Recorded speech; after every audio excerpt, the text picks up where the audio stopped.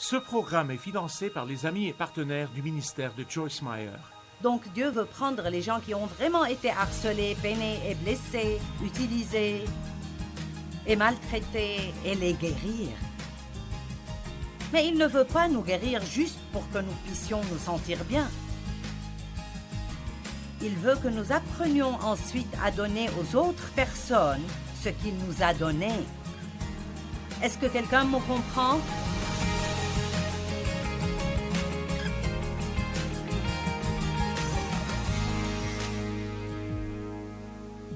Pour porter du fruit, il y a un petit quelque chose qui doit arriver. Et ça s'appelle l'élagage. L'élagage. Maintenant, certaines branches sauvages ont juste besoin d'une petite taille. L'élagage signifie que lorsque un arbre commence, il est comme ça et tout à coup une branche veut aller de ce côté. Elle ruine l'apparence de l'arbre entier. Donc, vous élaguez ces branches. L'élagage enlève tout ce qui est mort et tout ce qui va dans la mauvaise direction. Et la Bible dit que il est la vigne, nous sommes les branches, et chaque branche en lui qui ne porte pas de fruits, il la taille, l'enlève, la coupe. Toute branche qui porte des fruits, il la taille afin qu'elle porte du fruit plus riche et plus excellent. Donc l'élagage fait partie de la vie. Nous ne pouvons pas y échapper. Vous êtes taillés de toute façon. Mais si vous portez du fruit, Dieu dit, bien, j'ai quelqu'un avec qui je peux travailler et ils porteront plus de fruits. Donc, parfois, comme Dieu s'occupe de nous, il fait juste de petits ajustements. Mais pour certains d'entre nous, il y a un plus gros travail à faire. Allez maintenant.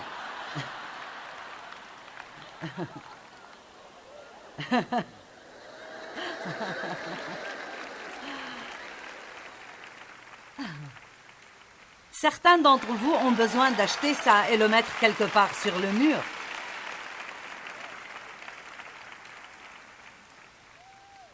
Mon mari a fait élaguer un arbre dans notre jardin il y a quelque temps. Je veux dire, je savais que cela devait être fait, mais quand je suis rentrée du travail, je me suis tellement énervée quand j'ai vu cet arbre, parce qu'il n'y avait presque plus rien dessus. Allez, vous sentez-vous comme si vous étiez presque réduit à rien?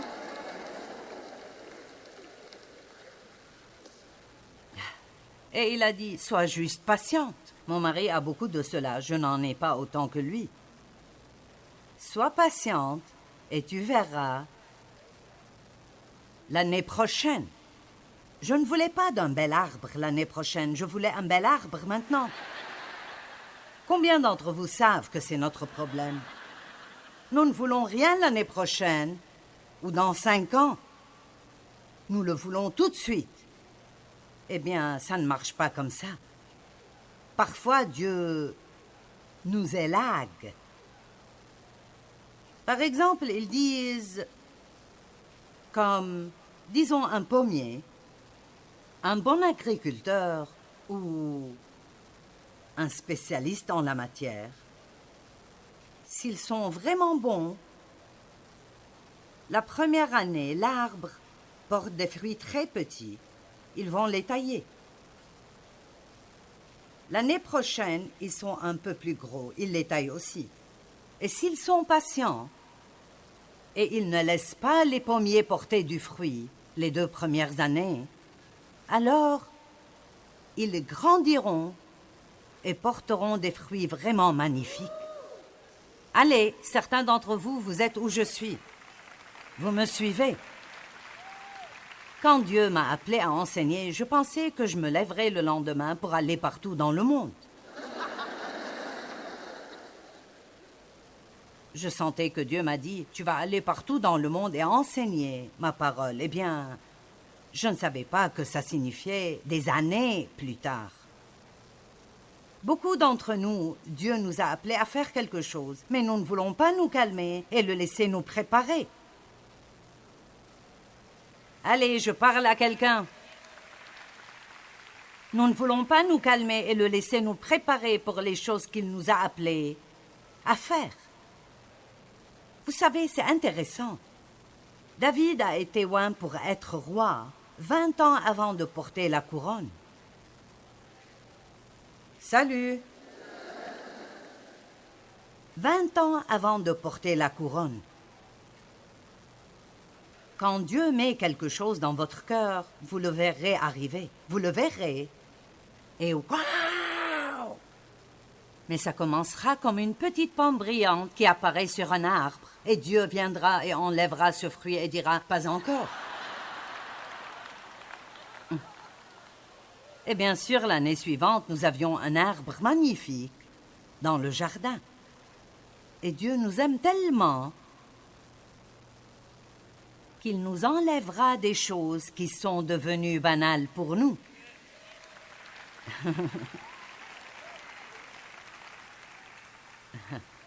Disons que quand vous êtes un bébé chrétien, Dieu vous donnera 2 ou 3 merveilleux amis chrétiens qui vous garderont debout tout le temps.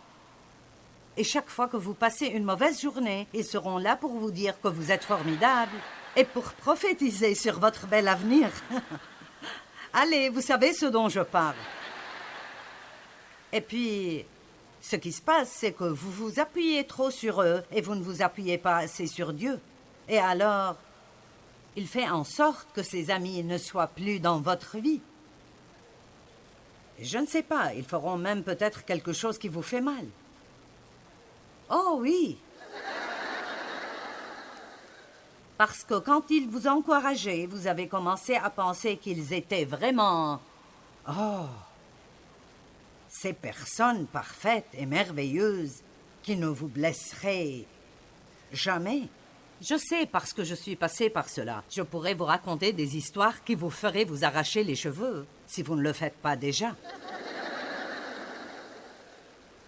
Quand j'avais mon petit groupe d'études bibliques à l'église où j'étais, et j'avais ma petite réunion du jeudi matin, et j'avais ma petite équipe de direction, et elles étaient 12 dames, et je pensais qu'elles m'aimaient toutes, elles m'aimaient vraiment, elles sont là pour moi, elles me soutiendraient, et un moment est arrivé où l'une d'entre elles a décidé qu'elle voulait mon travail.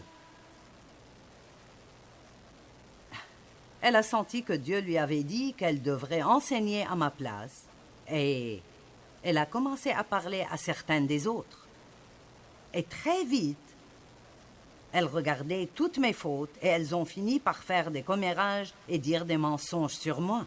Et c'était vraiment l'une des choses les plus difficiles que j'ai jamais vécues de toute ma vie. Mais écoutez bien, si je n'avais pas traversé ça, je ne serais pas ici aujourd'hui.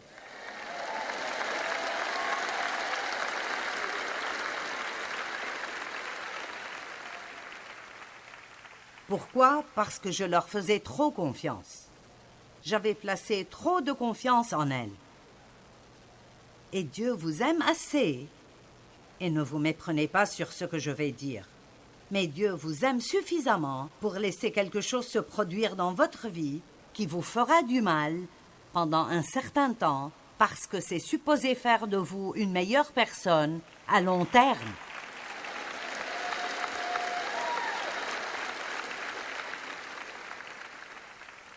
Parce que voici ce qui serait arrivé. Dieu se préparait à me promouvoir au niveau suivant dans mon ministère parce qu'il était sur le point de m'appeler de cette église pour commencer à faire ce que je suis en train de faire à une échelle beaucoup plus petite. Et je les aurais toutes prises avec moi. Et plus on monte à un niveau élevé, et plus de dégâts, les personnes qui ne sont pas vraiment ce qu'ils semblent être peuvent faire. Donc, vous feriez mieux de remercier Dieu, de révéler certaines de leurs faiblesses ici, au lieu d'attendre que vous arriviez là-haut. Amen. Il m'a fallu 3 ans pour m'en remettre. Cela m'a fait tellement mal. Mais pour dire vrai, je me suis habituée à être seule et à aller devant Dieu pour ce dont j'avais besoin et à mettre ma confiance en lui. Et j'ai appris un peu de sagesse sur le fait de devenir trop attaché aux gens. On a besoin de gens. Les gens sont merveilleux. Nous avons besoin de nos amis. Mais il existe une confiance qui n'appartient qu'à Dieu. Et quand vous commencez à la donner à quelqu'un d'autre, ça reviendra pour vous mordre.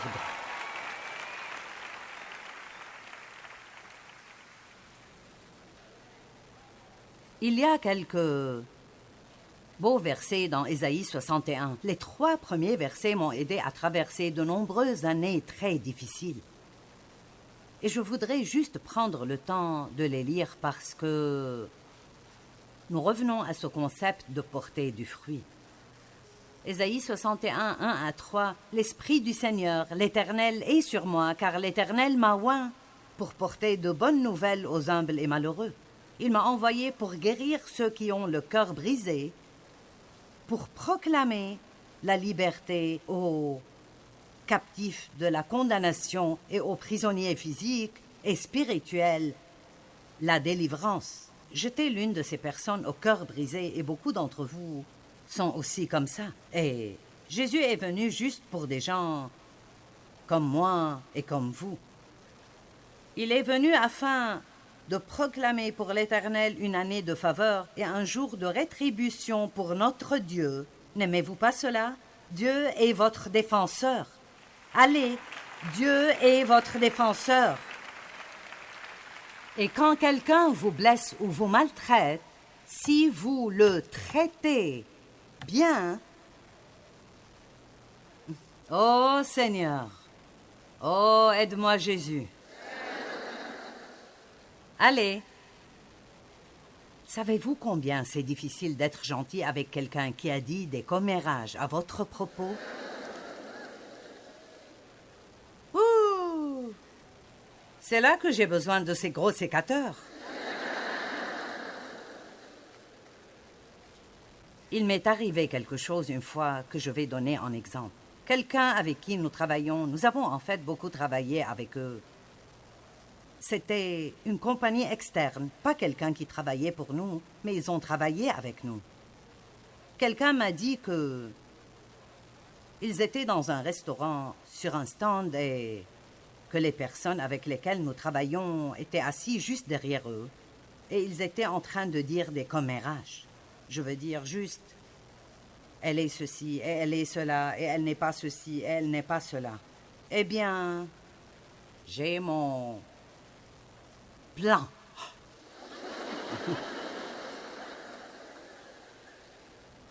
Eh bien, nous ne travaillerons plus avec eux à partir de demain.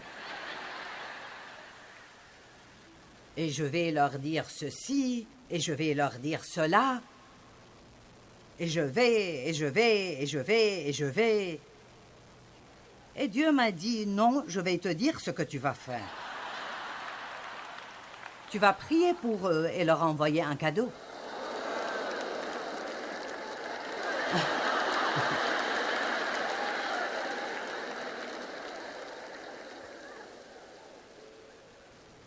Et honnêtement, et je vous dis la vérité, je voulais tellement leur envoyer une copie anonyme de mon livre « Moi et ma grande bouche ». Vous ne savez pas à quel point je voulais faire ça. Et donc, j'ai décidé, je l'ai senti, dès que j'ai dit oui à Dieu, j'ai ressenti de la joie. Maintenant, cela semble stupide, mais lorsque vous faites la bonne chose, vous obtenez toujours de la joie. Même si c'est difficile, cela vous apporte de la joie.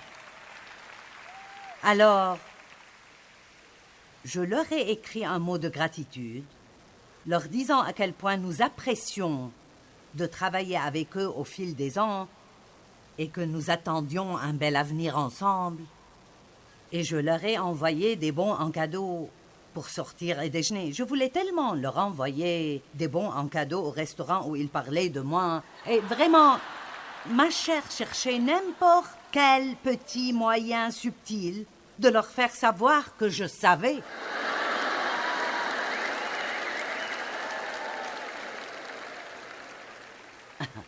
Eh bien, si je vais être aussi bonne,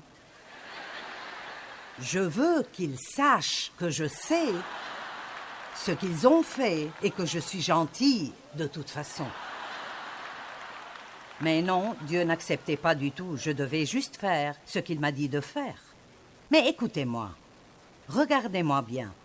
Au moment où j'ai fait cela, j'étais libre.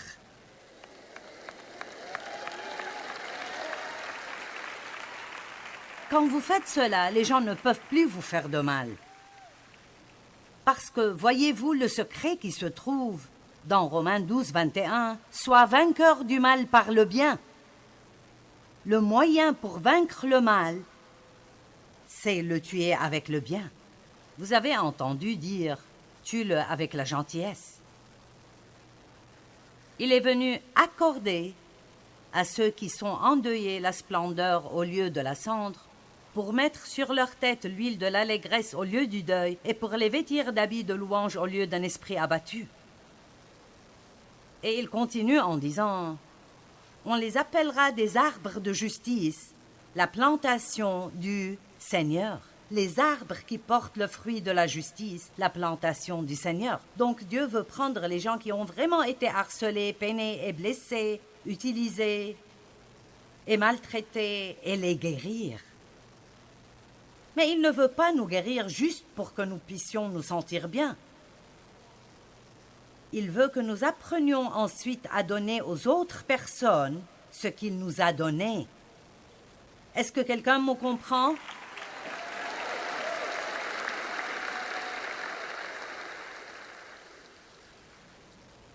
Ne méprisez pas le châtiment de Dieu. Demandez à Dieu de s'occuper de vous. Je vous défie de demander à Dieu de vous tailler. Vous pouvez lui demander de commencer par les plus petits. Pourquoi pas une petite coupe ici et là, Seigneur? Rien des grandes choses. Vous savez ce que je veux dire quand je dis « Dieu doit couper les choses mortes de notre vie ». D'accord, dans beaucoup de choses, vous êtes occupé avec des choses mortes. Vous mettez votre temps dans des choses qui n'ont pas de vie. Allez, vous asseoir avec les gens avec qui vous travaillez et les écouter, se plaindre à propos du lieu de travail et dire des commérages. Vous mettez votre temps dans quelque chose de mort. Et Dieu veut que vous vous débarrassiez des trucs morts. Il veut que vous viviez avec les vivants et que vous viviez pour lui, le glorifier.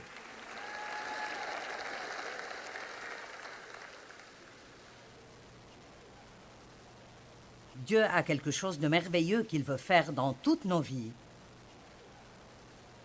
Mais nous devons nous enraciner en lui. Nous ne sommes pas guéris juste pour être guéris. Nous sommes guéris pour pouvoir aider les autres. Je sais que ce que je fais rend le diable tellement en colère qu'il ne peut plus le supporter. Si vous pensez que l'ennemi vient après vous, essayez de prendre ma place.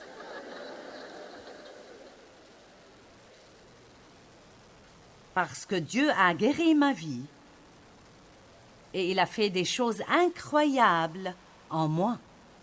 Et je crois que la seule façon de prendre ma revanche pour ce que le diable m'a fait dans mon enfance est d'aider autant de personnes que possible.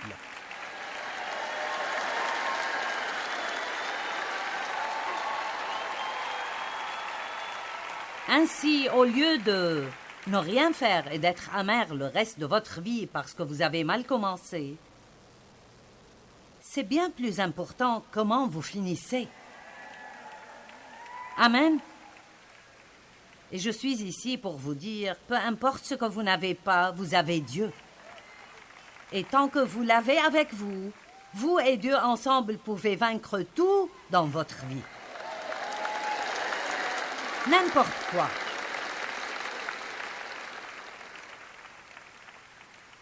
Dieu a un bon plan pour chacun d'entre vous. Personne ne se trouve dans une fosse si profonde que Dieu ne peut y pénétrer et vous en sortir. Personne n'a tellement péché qu'il ne peut pas être pardonné. Écoutez-moi aujourd'hui. Je ne prêche pas seulement pour tout le monde ici. Jésus vous parle à vous ce matin. Et il veut que vous sachiez qu'il est le Dieu des nouveaux départs et le Dieu des nouveaux commencements. Lâchez tout ce qui est passé et commencez à nouveau aujourd'hui. C'est là le jour que l'Éternel a fait. Vivons-le dans la joie. Ne passez pas aujourd'hui en étant déprimé par rapport à hier. Amen. Soyez un arbre qui porte le fruit de la justice. Décidez aujourd'hui que vous allez commencer à prier différentes sortes de prières et pas seulement « Dieu, donne-moi, donne-moi, donne-moi, donne-moi ». J'ai besoin de toi pour... Non, priez pour que Dieu vous montre quelqu'un pour qui vous pouvez être une bénédiction. Commencez à la pause du déjeuner. Peut-être verrez-vous quelqu'un qui semble aller mal ou... Utilisez un peu de discernement. Peut-être qu'il y a quelqu'un chez qui vous pourrez aller pour l'encourager et l'élever. Peut-être que vous pourriez acheter un livre pour quelqu'un, acheter 4 ou 5 livres, chercher des gens à qui les donner. Pourquoi rigolez-vous? Je suis sérieuse.